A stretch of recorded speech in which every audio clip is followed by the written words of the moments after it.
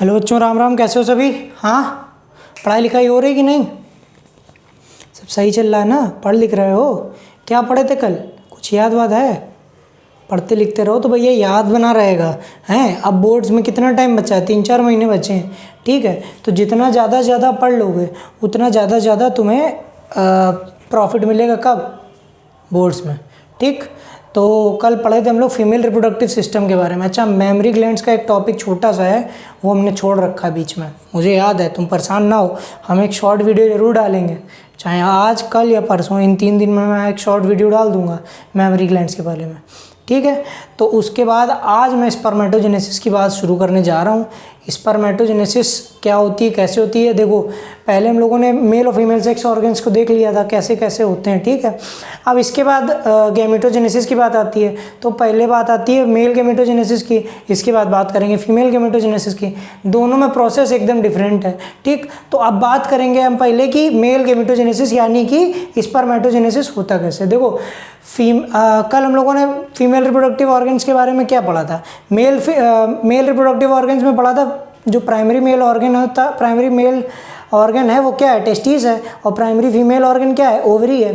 तो इन्हीं से गैमीट्स का प्रोडक्शन होता है। और बाकी जो एसेसरी वाले डक्ट्स, ग्लैंड्स और जो एक्सटर्नल जेनिटलिया थे वो हेल्प करते हैं किसमें?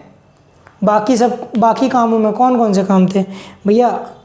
सबसे पहला था ओव्यूलेशन, दूसरा था फर्टिलाइजेशन, तीसरा था प्रेगनेंसी, चौथा था बर्थ और पांचवा था चाइल्ड केयर। ठीक, ये 5 चीज़ें थी फीमेल में। ठीक है, और ऐसे ही मेल में भी वो हेल्प करते हैं किसमें? सेमिनल प्लाज्मा को इनरिच करने में। ठीक, तो आज हम बात करेंगे स्पर्मेटोजेनेसिस होती कैसे है, इसके क्या क्या टेक्निकल टर्म्स इसमें आ रहे हैं। ठीक है, बहुत इंपॉर्टेंट वीडियो रहते हैं भैया, थोड़ा देख लिया करो, है पढ़ लिख लिया करो और इस चैनल को सब्सक्राइब वगैरह कर लिया करो। चलो देखो, बात करते हैं स्पर्मेटोजेनेसिस की। तो देखो, स्पर्मेटोजेनेसिस होती क्या है? जब ओवरी में बनता है अंडा तो उसको oogenesis कहते हैं, और जब टेस्टिस में स्पर्म बनता है तो उसको स्पर्मेटोजेनेसिस कहते हैं। अब स्पर्मेटोजेनेसिस की बात करते हैं तो स्पर्मेटोजेनेसिस, देखो पहली बात शुरू कब होती है? स्पर्मेटोजेनेसिस होती है प्यूबर्टी में शुरू। फीमेल में oogenesis प्यूबर्टी में शुरू होती है, फीटल स्टेज में ही शुरू हो जाती है। देखो, डेफिनेशन याद रखना, production of sperm from male germ cell.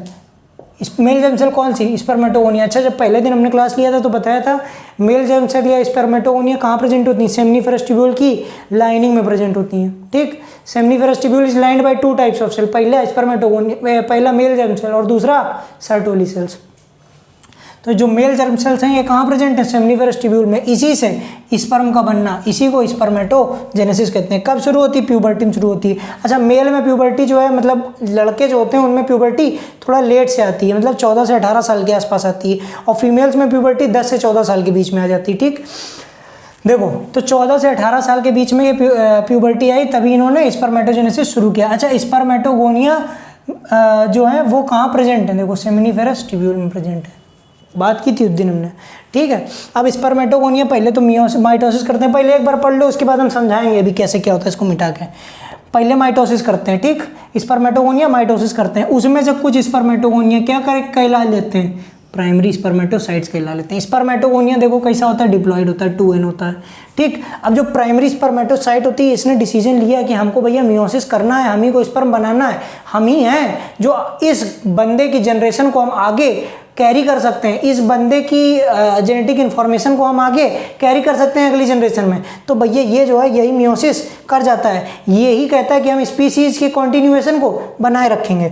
देखो, प्राइमरी स्पर्मेटोसाइट्स है, ये प्राइमरी स्पर्मेटोसाइट क्या करती है? मियोसिस में चली जाती हैं। अब मियोसिस में सबसे पहले फर्स्ट मियोटिक डिवीजन होता है। मियोसिस में 2 डिवीजन होते हैं, 2 बार डिवीजन होता है। तो पहला जब पढ़ाएंगे सेल साइकिल तब बताएंगे ध्यान से, अभी जितना बताते चल रहे हैं थोड़ा एक बार साथ दे करके समझते चलो। पहली बार में नंबर ऑफ क्रोमोसोम आधे हो जाते हैं, दूसरी बार में नंबर ऑफ क्रोमोसोम आधे नहीं होते पहले मियोटिक डिवीजन में। ठीक, तो पहले मियोटिक डिवीजन में प्राइमरी स्पर्मेटोसाइट से सेकेंडरी स्पर्मेटोसाइट बनती है और इनकी नंबर जो है 2n से n हो जाते हैं। देखो, यही बात बताई गई है। Primary spermatocyte undergo meiosis after first meiotic division, secondary spermatocyte बनती है जिसका प्लॉइडी n होती है, हैप्लॉइड होती है। Secondary spermatocyte undergoes second meiotic division. अब ये जो सेकेंड मियोटिक डिवीजन जाने के बाद क्या वो करते हैं, स्पर्मेटिड्स बनाते हैं। क्या बनाते हैं, स्पर्मेटिड्स बनाते हैं। अब जो स्पर्मेटिड है वो भी हैप्लॉइड ही है, ठीक। अब स्पर्मेटिड जो है, एक बहुत प्यारा सा टेक्निकल टर्म यहाँ पे आ रहा है, ध्यान से सुनना।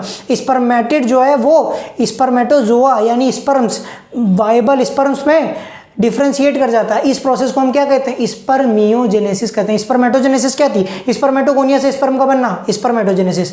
स्पर्मेटिड से स्पर्मेटोजोआ का बनना, स्पर्मियोजेनेसिस। जल्दी देखो, स्पर्मेटिड्स डिफ्रेंशिएटेड इनटू स्पर्मेटोजोआ यानी वायबल स्पर्म।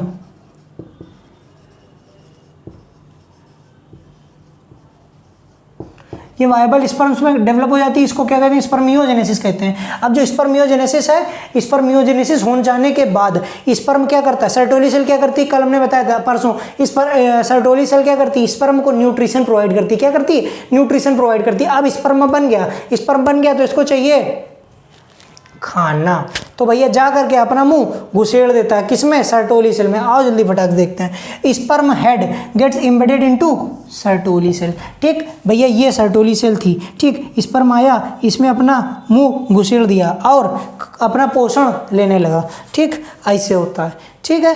देखो अब इसके बाद जब जरूरत होगी तब ये रिलीज हो जाएगा। एक और टेक्निकल टर्म यहाँ पर बताने जा रहे हैं, release of sperm from seminiferous tubule. क्या, release of sperm from seminiferous tubule, इसको क्या कहते हैं, स्पर्मिएशन कहते हैं। स्पर्मिएशन कहते हैं। देखो तीन टर्म बदला है, spermatogenesis, production of sperm from spermatogonia. इसके बाद स्पर्मियोजेनेसिस, स्पर्मेटिड्स का स्पर्मेटोजोआ बना देना यानी स्पर्म्स बना देना। इसके बाद स्पर्मियोजेनेसिस क्या है, स्पर्मिएशन क्या है, release of sperm from seminiferous tubule, seminiferous tubule से स्पर्म का बाहर निकल जाना, उसको क्या कहते हैं, स्पर्मिएशन कहते हैं। अब बात करेंगे माइक्रोस्कोपिक स्पर्म जो होता है, इसमें 3 पार्ट होते हैं, हेड, मिडिल पीस और टेल। लेकिन इसको बताने से पहले हम एक और यहाँ पर तुमको लेके चलेंगे और तुमको बताएंगे कि तुमने ध्यान जब दिया हो अगर 11th क्लास में, तो 11th क्लास में हम लोगों ने एक चैप्टर पढ़ा था एंडोक्राइन सिस्टम वाला, यानी कंट्रोल एंड कोऑर्डिनेशन, मतलब केमिकल कंट्रोल एंड कोऑर्डिनेशन, ठीक। तो केमिकल कंट्रोल एंड कोऑर्डिनेशन में हमने पढ़ा था ब्रेन का एक पार्ट होता है हाइपोथैलेमस। हाइपोथैलेमस जो है वो एंटीरियर पिट्यूटरी के साथ जुड़ा होता है, किसके थ्रू, ट्रैक्ट्स के थ्रू। किसके थ्रू, ट्रैक्ट्स के थ्रू। अब हाइपोथैलेमस जो है वो रिलीज करता है गोनेडोट्रोपिन रिलीजिंग हार्मोन। क्या रिलीज करता है, गोनेडोट्रोपिन रिलीजिंग हार्मोन।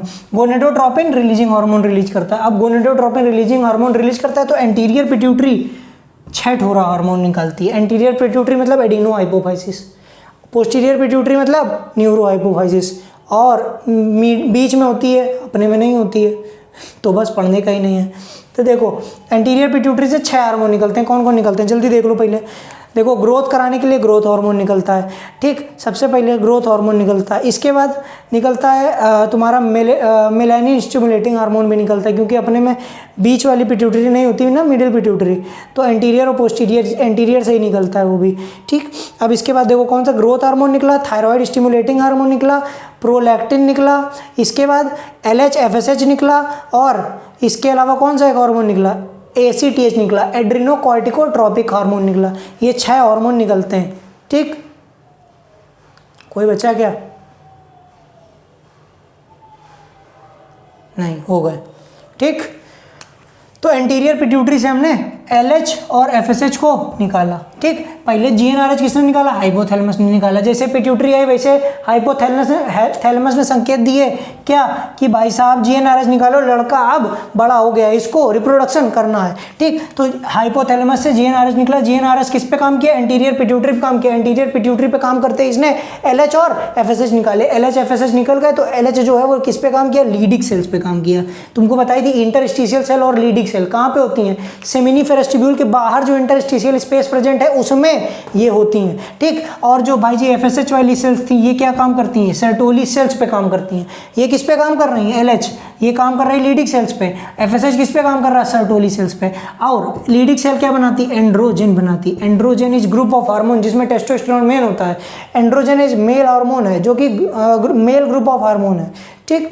इसके बाद बात करेंगे, ये देखो एंड्रोजन बाइंडिंग प्रोटीन बनाती है, कौन, सर्टोली सेल्स, ठीक। ये स्पर्मियोजेनेसिस कराती है और ये स्पर्मेटोजेनेसिस कराता है। एंड्रोजन का काम है प्रोडक्शन ऑफ स्पर्म कराना, तो भैया स्पर्मेटोजेनेसिस कराता है। और ये जो ABP है एंड्रोजन बाइंडिंग प्रोटीन, ये स्पर्मियोजेनेसिस कराती है, मतलब कि स्पर्मेटिड को स्पर्मेटोजोआ में कन्वर्ट करती है। अब इसके बाद बात करेंगे कि ये क्या होता है, ये स्पर्म का जो हमने स्ट्रक्चर बनाया माइक्रोस्कोपिक, ये कैसा क्या है। देखो भाई साहब, ये देखो ये हेड है, इतना पोर्शन हेड है, इसके बाद ये देखो गला जैसा है, और ये मिडिल पीस है, और ये इतना टेल है।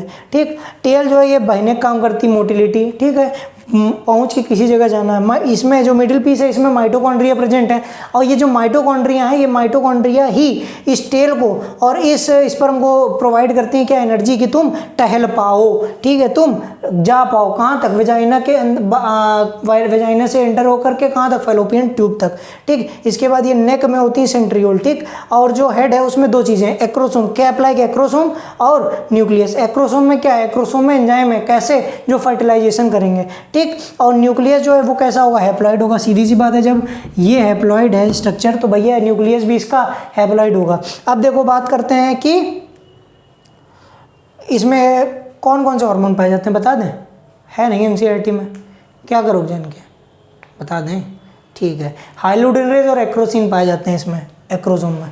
ठीक है, और देख लो भाई जी फटाक से। अब देखो इस तरह के 200 से 300 स्पर्म हर क्वाइटस, मतलब जब एक बार क्वाइटस या एक बार इंटरकोर्स करता है मेल, तो 200 से 300 इस तरह के स्पर्म निकलता है। अब इनमें से मिनिमम 60% की जो होते हैं वो नेचुरल शेप और साइज के होते हैं, और 40% उसमें से ऐसे होने चाहिए जो कि कैसे हों, विगरस मोटिलिटी शो करें। जरूरी है था, नहीं तो भाई जी वो इनफर्टाइल है, जो स्पर्मिया या ओलिगोस्पर्मी हो जाएगा। ठीक है, तो भैया ये बात ध्यान रखना। आओ यहाँ पर पढ़ते हैं।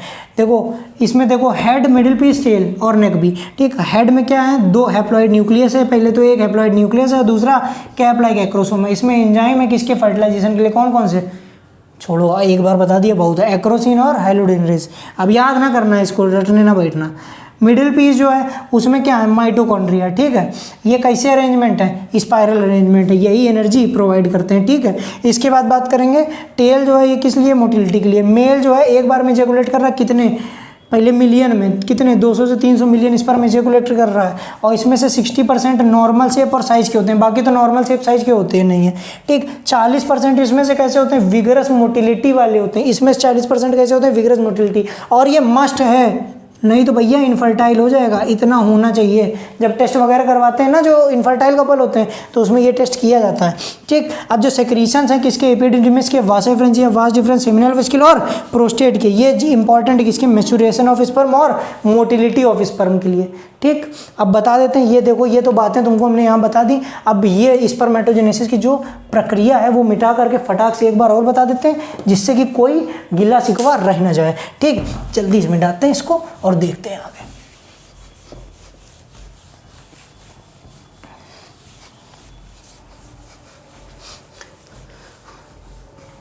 देखो समझने की कोशिश करना है। देखो स्पर्मेटोगोनिया था तुम्हारा,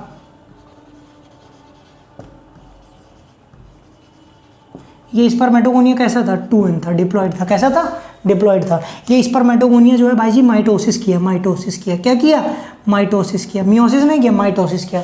तो माइटोसिस में एक सेल थी तुम्हारी, एक सेल से कितनी बन गई, 2 बन गई। ठीक, अच्छा ये जीवन भर चलती रहती है। ये स्पर्मेटोगोनिया था, इसमें एक सेल ये हुई, एक सेल ये हुई।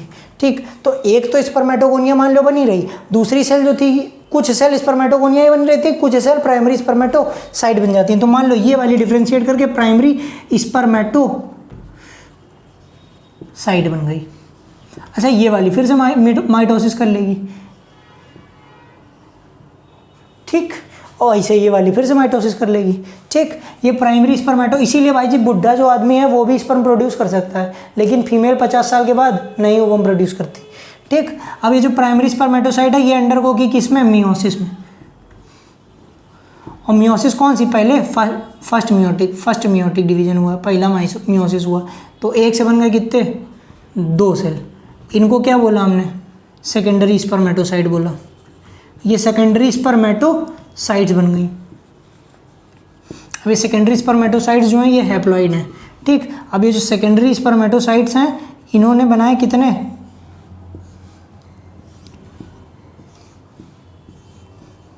ये 4 बनाए स्पर्मेटिड्स। ठीक, अब ये स्पर्मेटिड्स जो हैं ये डिफ्रेंशिएट करके क्या बना लिए, स्पर्मेटोजोआ।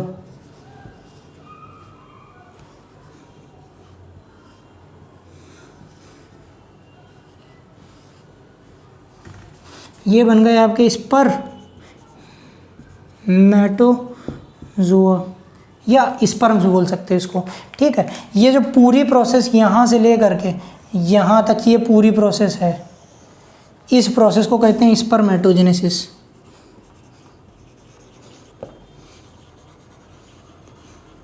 और इसका ये वाला जो एक स्टेप है इसको कहते हैं